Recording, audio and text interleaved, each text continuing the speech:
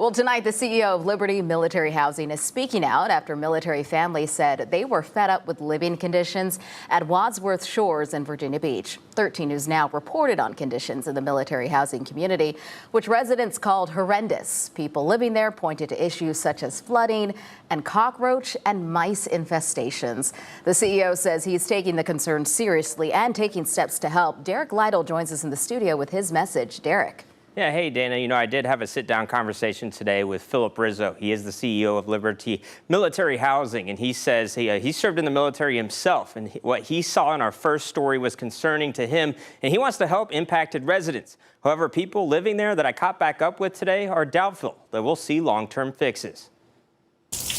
Alarm created by a flood of horrifying pictures of what more than a dozen residents at Wadsworth Shores say they have experienced. It's very, very concerning to see some of the images and hear the stories. Liberty Military Housing CEO Philip Rizzo agrees some people at their Virginia Beach property need immediate help, but says only 3.2% of their work orders this year received a below-average score. 24 families that didn't have an ideal experience, and we need to address those. Now, in regards to the biggest areas of concern brought by residents, flooding, rodent and cockroach infestations, and HVAC issues, Rizzo says they look for spikes in reports about these problems to warrant large projects to fix entire portions of a community. In looking at the data following last week's story, we don't have an inordinate amount of either one of those issues relative, to what we're seeing across the country. Residents say while new AC units were seen in the community over the weekend and more attention from Liberty Military Housing on work order issues,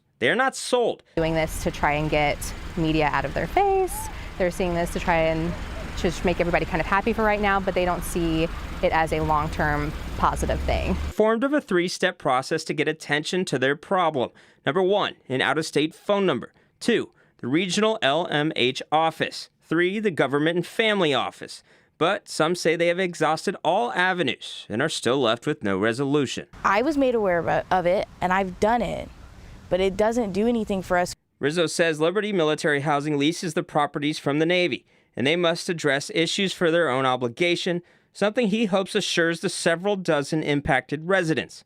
Their voices will be heard. A 50-year lease that we have to turn these homes back in better condition than we received them. So if a home has potential ongoing damage from water intrusion or excessive pest issues, that will impact our ability to then turn them back to the Navy. So we're actually incentivized to take care of the homes, address those issues, but also to take care of the family.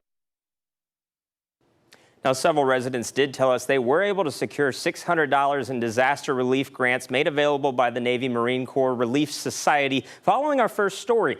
And Liberty Military Housing CEO Philip Rizzo tells me they recently got approved from the Navy to access another $30 million in sustainment dollars that could go towards future improvements. Derek Lytle, 13 News Now. All right, thanks so much, Derek. And the CEO says they oversee 36,000 homes across the U.S.